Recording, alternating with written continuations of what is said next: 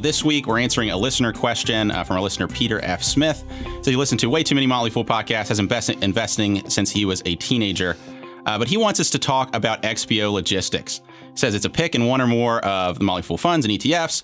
He just read their transcript from the last conference call and couldn't square what was said by management with the recent movement in the stock. Well, Bill Barker is from MFAM Funds and has been following XPO Logistics for a little while.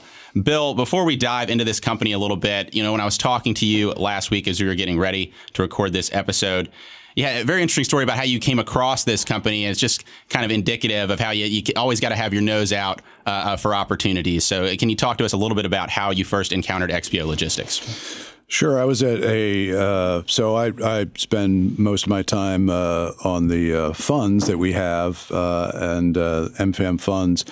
So back in 2012, I went to a conference in New York hosted by Credit Suisse, I believe, and their normal conference mechanics are there are a bunch of tracks where you go into one room or another to listen to management presentation, and I had a certain presentation that I wanted to hear in one of the four rooms during the, let's call it the 2:30 to 3 o'clock block, and then the 3 o'clock block I didn't have anything that I was particularly interested in seeing, so I just stayed in my seat for the next presentation, which was XPO Logistics, and it was just a series of letters and a word logistics. I thought this couldn't possibly be interesting, but easier to just stay in my seat than go walk into a different room.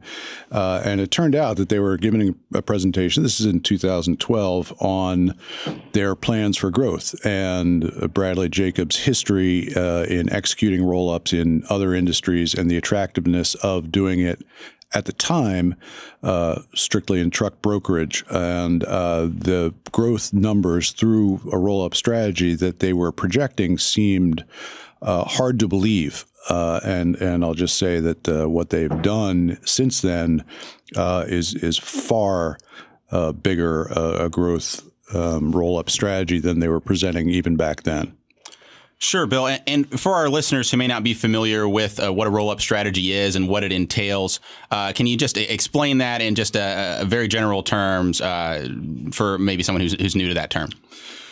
Sure. It's the acquisition of other businesses, either what we might call a tuck-in business, which is a small piece to add to a large piece of what you've already got, or a major acquisition, which is sort of transformative to the business. And at the time, just to put some numbers around that, I think the company was doing, let's call it $150 million a year in revenue, and the plan was to grow to something billion over a period of time. Of course, they're a $17 billion revenue company today.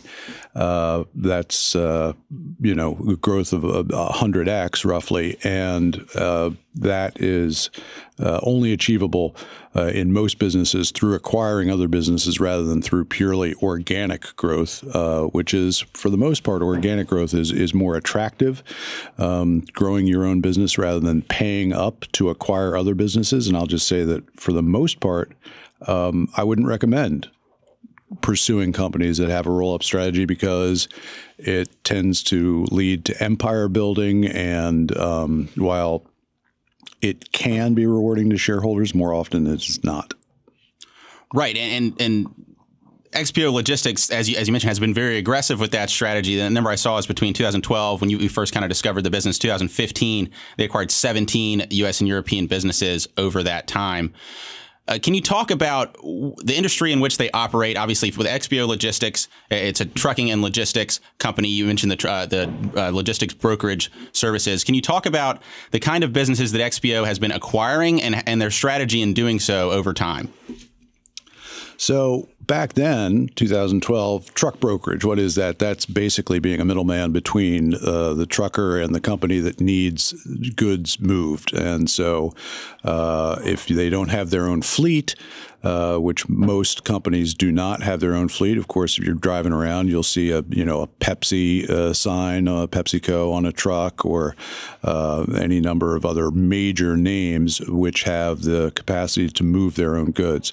But most companies are using somebody else to move their goods. And so trucking companies, there are several large players, but more often, it's a mom and pop kind of operation where you've got literally, the pop is usually the truck driver, and the mom is handling the side of the business on arranging some of the work.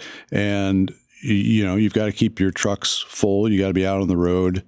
You build up a little fleet, and maybe 5-10 trucks, something like that. That can be a good business, but you've still got to have customers. And XPO is on the truck brokerage side, putting truckers together with merchants. Right, and I believe at least they mentioned in their filings that the second largest freight brokerage provider worldwide based on the value of freight under management. So they've really grown significantly over time with these acquisitions.